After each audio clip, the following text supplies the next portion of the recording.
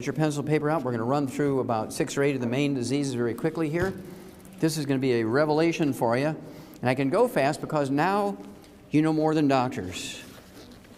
You've now become the most dangerous people in America. Let's see, we have what, about 60 or so people in here. And 57 people signed the Declaration of Independence and started the revolution against England. Changed the world, those 57 people. You know, they committed their lives, their fortunes, and their sacred honor, those 57 people.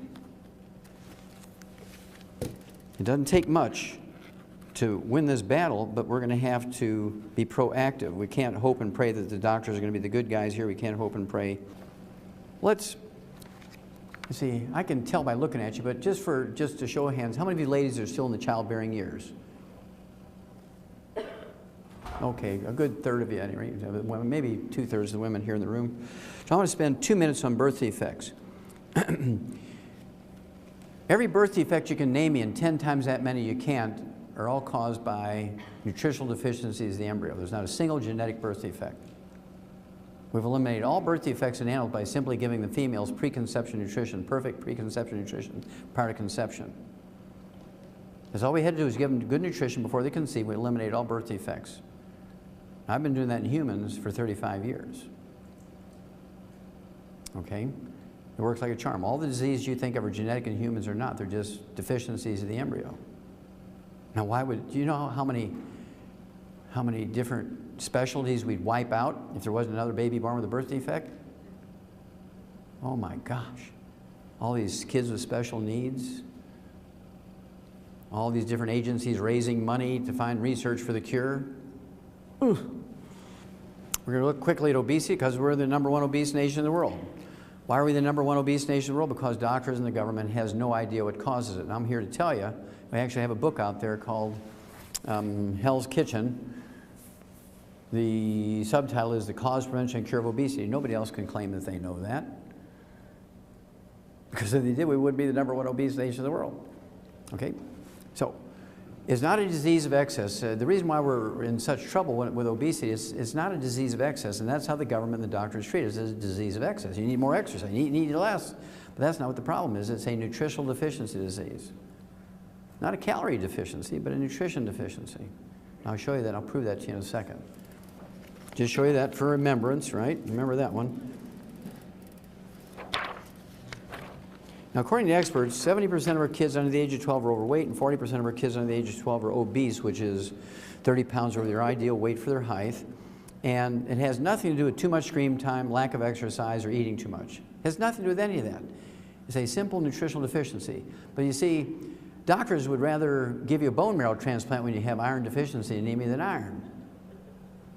You understand? Well, we've got the technology. We've got to use the technology. Let's do lap banding. That'll fix it. Now, this is one of my favorite obesity slides. This looks at obesity in adults.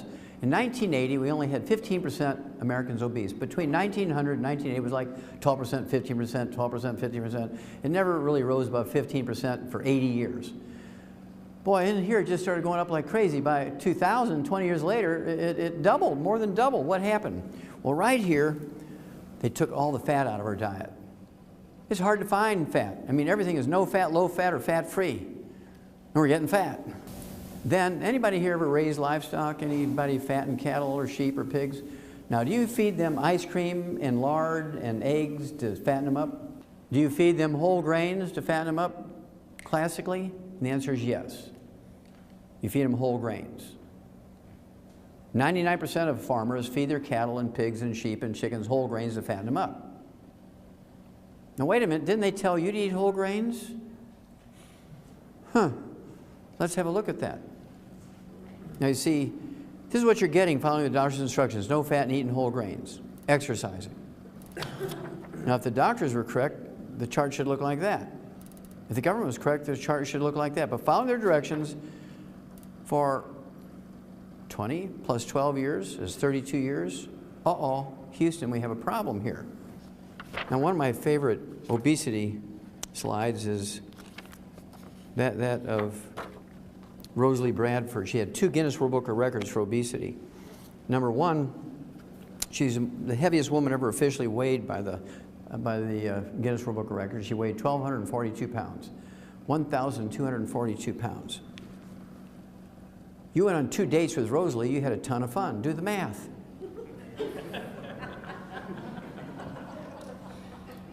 Now, she also had her second Guinness World Book of Records. She lost the most weight, 736 pounds, between 1987 and 1994. This is not lose 10, gain 5, lose 10, gain 5 or kind of thing. This is lose, lose, lose, lose, because they did a lap banding on her and they put her on a 500-calorie diet, and she, over those years, she lost 736 pounds. That's like 3 people.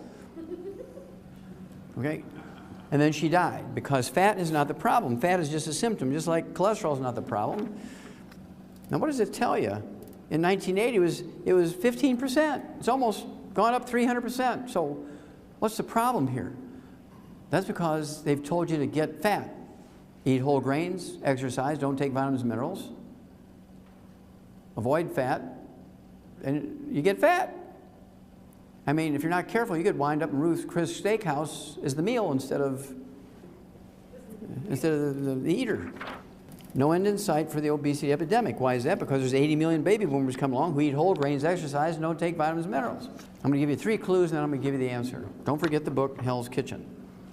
This gal here, Natalie Hayhurst from Terre Haute, Indiana, is driven to eat light bulbs. Now, they say it's a rare condition, but it's not a rare condition. This happens several million times a day in America. She prefers wood, paper products, cardboard, sticks. She likes rocks, dirt. She eats Diet Coke cans. She won't eat classic Coke cans, only Diet Coke cans.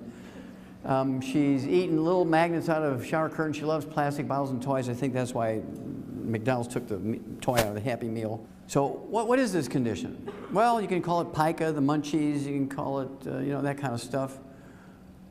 But she has that condition because she's minerally deficient. Pregnant women get the same thing. They eat weird stuff. I mean, pregnant women are classic for eating weird stuff. You know, back when your grandmother was out living out in the rural areas, she had pregnancy, she would out and eat dirt. Fortunately, there was no calories in dirt, right?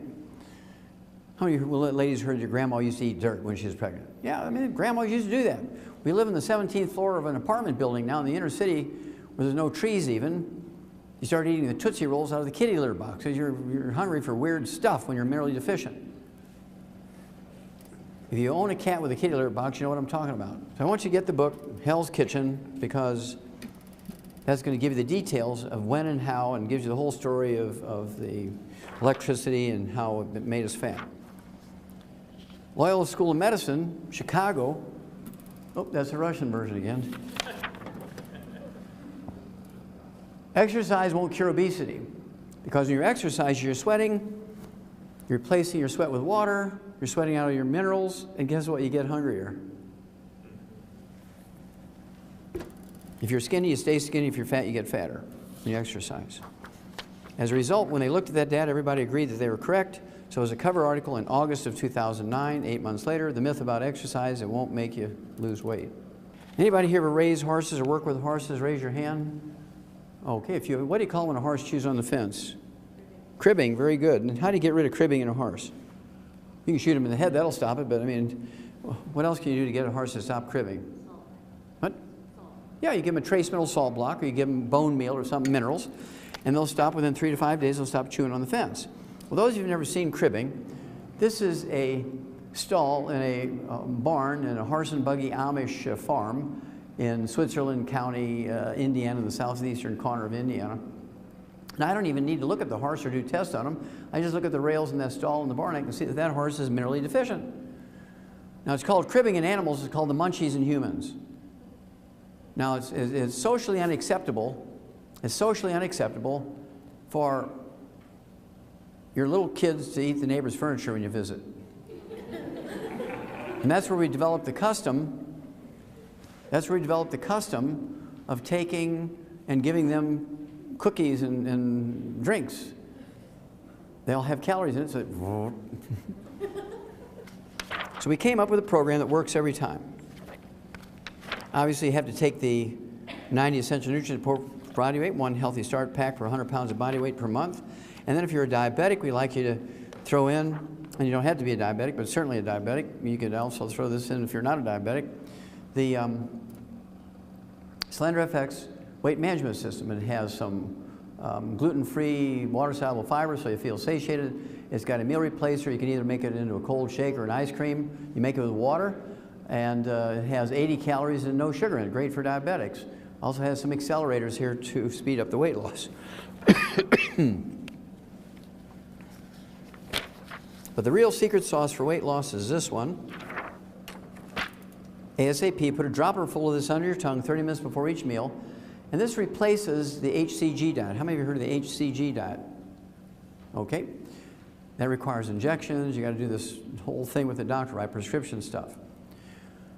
Well, this is the raw material for your body to make your own HCG. You put this under your tongue 30 minutes before each meal, and you will lose weight and keep it off. ASAP, ASAP, as slim as possible, as soon as possible. I'll show you two examples, one boy, one girl.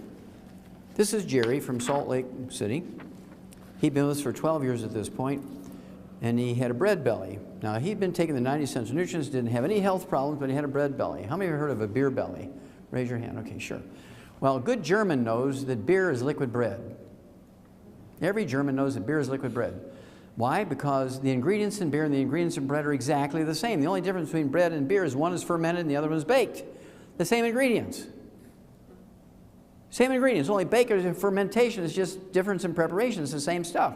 So it shouldn't be too hard for you to understand how somebody who eats bread can get a bread belly, just like people who drink beer get a beer belly. All right? So all we added to his program, he took 2 healthy start packs. He drank to the Rebound because he's a little bit of a farmer. His wife Judy loved to make bread. He had bread for breakfast, lunch, dinner, and bedtime snack. Make his wife happy. Support his wife's hobby of making bread, organically grown, multigrain, you know the drill. So we added the ASAP. 45 days he loses 50 pounds, primarily from his belly.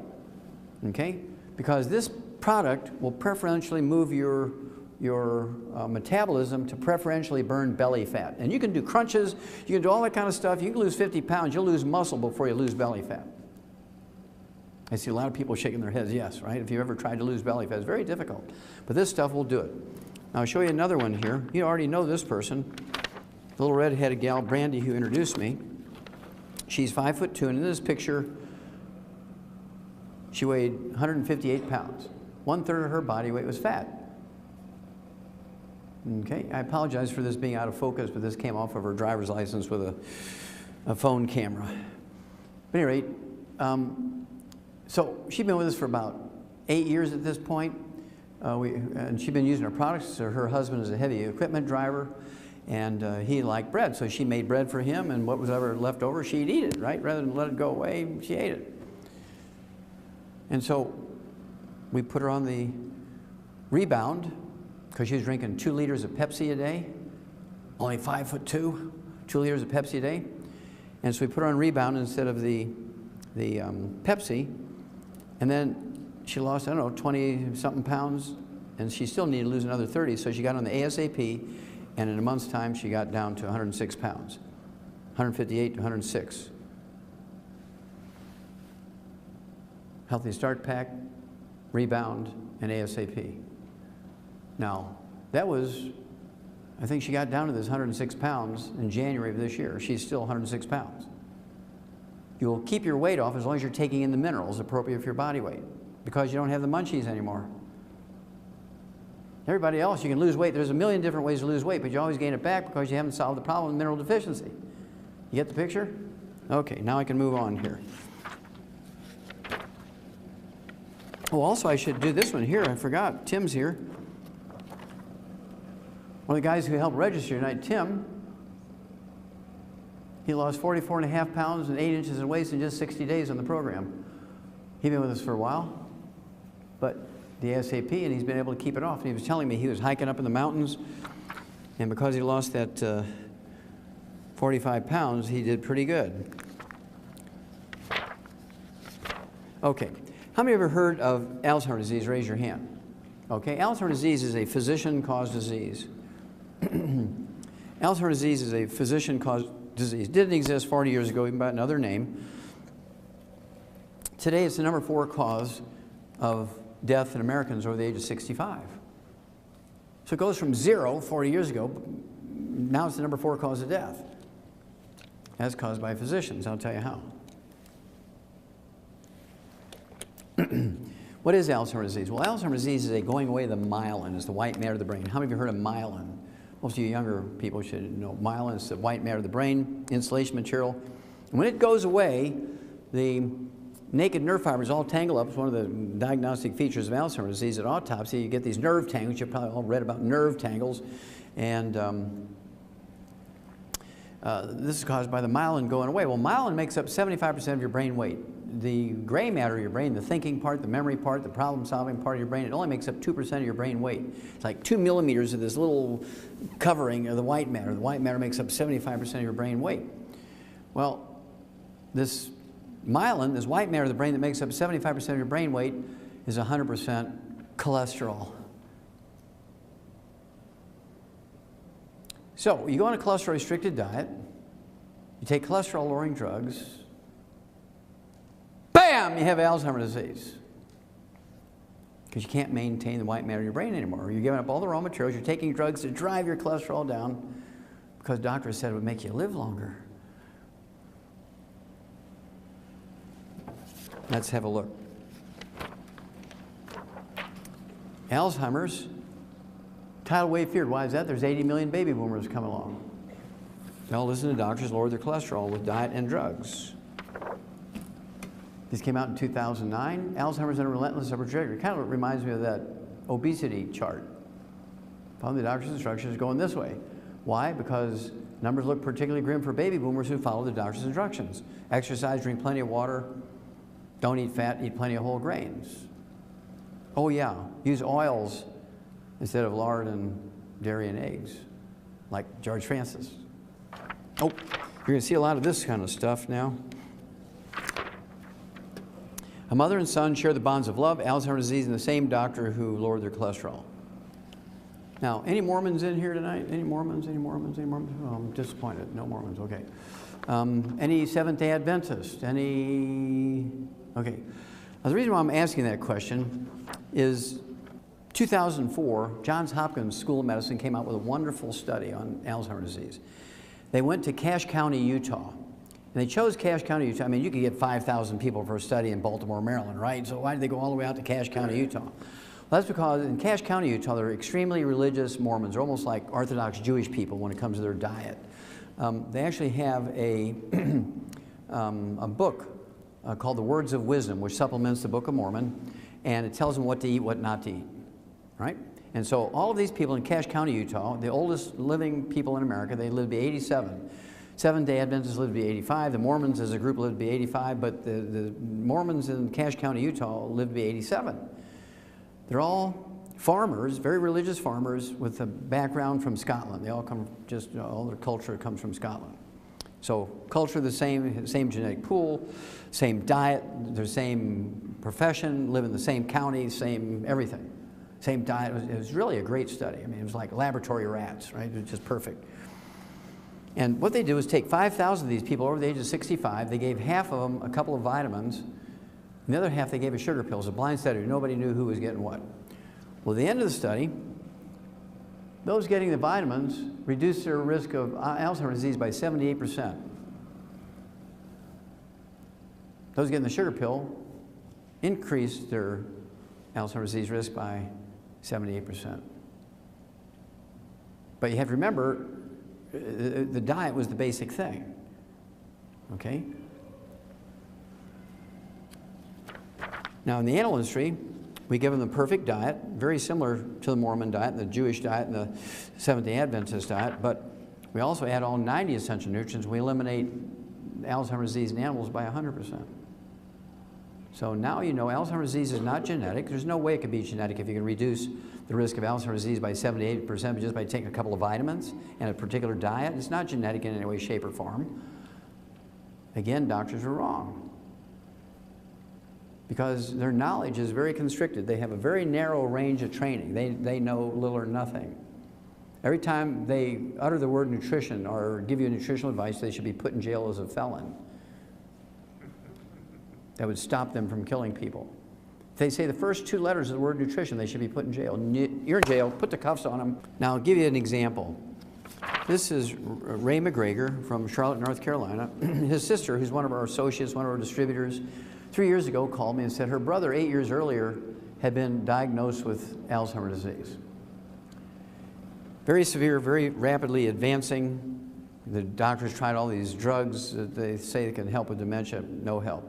So she took him over the 8-year period before she called me to 3 neurological clinics, and then she took him to the medical school 2 weeks before she called me, and went to the Department of Neurology at the medical school there in North Carolina and said, look, I'm demanding that the head of the Department of Neurology examine my brother, which he did. Said, look, this guy, he's curled up on the floor. He's being fed through a G-tube. There's nothing we can do. Drugs aren't going to help him. Love's not going to help him. Money's not going to help him. Put him in a hospice. If you're going to do that, put him in the one that I own, right? Oh, he didn't say that, but I just threw that in. Put him in a hospice, what he said. So she calls me. So there's 4 different dementias. There's vascular dementia, which used to be called senile dementia. There's nothing wrong with your brain when you have senile dementia or vascular dementia. It's actually a plugging of the arteries in your brain, just like you get coronary arteries that plug. They can plug here, can plug there, right? And then there's Korsakoff syndrome, which is a deficiency of a single vitamin. It was discovered 300 years ago, set in the year 1712 by a Japanese naval surgeon. And then there's Wernicke-Korsakoff's, which is Korsakoff syndrome, that deficiency of that vitamin and MS, multiple sclerosis, mixed in together. And then there's Alzheimer's disease. So here's what I told her to do. I said, look, we're going to treat him for all 4. And I do this literally 1,000 times a year. It always works out. So we're going to try this in your brother too. We gave him 2 healthy start packs. He weighed 185 pounds, so we gave him 2 healthy start packs. Got him off all the bad stuff. No fried foods, no oils, which is difficult because what are they feeding him through his G-tube? Ensure, which is all corn oil. It's easy to get through the tube and just you can count the calories, and that's why they made it out of corn oil. They don't consider what it does for the patient or what it does to the patient, right? Ensure is the worst. I wouldn't give Ensure to a communist. Okay, it's bad stuff. So 2 healthy start packs per month, none of the bad stuff. Now, for the vascular dementia, I threw in 3 twice a day of the ultimate daily tablets, which are designed to get blood flow through blood arteries and support healthy blood pressure and so on. Then for the Korsakoff syndrome, I gave him 3 de-stress capsules twice a day. It's 2 bottles a month. It has the vitamins in it that are missing when you have Korsakoff syndrome. And then for Wernicke-Korsakoff's, I added selenium to it, 3 of those twice a day. That's 2 bottles a month to deal with the lesions of the MS, which you can get rid of those and MS goes away. And then for the Alzheimer's disease, I threw in 12 eggs a day to rebuild the myelin in the brain because the cholesterol's gone in his brain, so I got to ramp up his cholesterol, give him 12 eggs a day, and 3 of our, what we call Smart FX 3 times a day, that's 3 bottles a month. Ultimate daily tablets, and then the last one is Smart FX, 3 of those, you know, like Get Smart, okay? 3 of those 3 times a day, that's 3 bottles a month, and that's the raw materials for your brain to make the neurotransmitters for memory. Duh. So she calls me in 2 weeks. I'm going to give you an exact quote of what she called me. Actually, it was a week. Okay, I'm going to give you the exact quote. She calls me on the radio, so I have the disc. I'm even going to quote the utterances she made.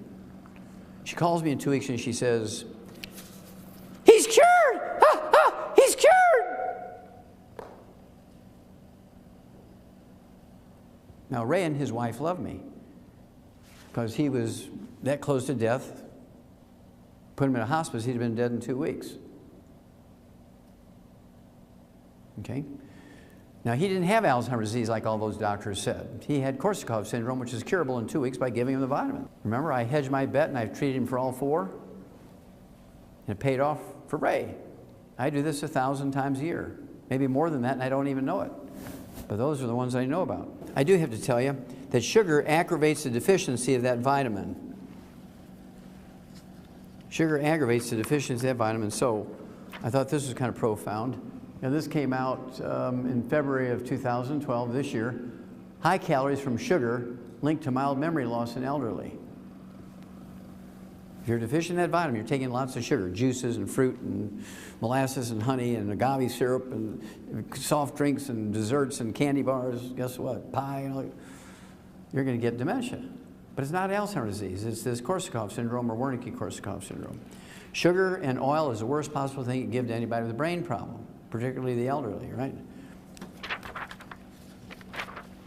The same formula works also on Parkinson's disease, MS, multiple sclerosis, as I already mentioned, and also Lou Gehrig's disease, ALS. Thousands of these people a year were able to reverse from their disease. Usually takes 60, 90 days. I'm very famous in Western Canada for this. Some very wealthy guys had Parkinson's disease, and we went back there 3 months after we got them going. Their wives were very, I mean, they made them stick to the thing. They ground up everything, put it with a turkey basing syringe through their G-tubes. Went back in 3 months. One of them is, he comes to all our meetings, and he's a very wealthy guy, and had put all his employees on our program. His name is David Dietrichs. He had all these patents for quick release and quick coupling tractor equipment. And he comes up to me and says, "Hi, Doc. I really don't remember you, but you're the guy that saved me. I'm the one that used to have Parkinson's disease." And he was a vegetable when I first met him. And now he's perfectly healthy in just 3 months. And he'd been getting worse and worse and worse for 12 years. You're very dangerous now, because now you know. Okay, arthritis.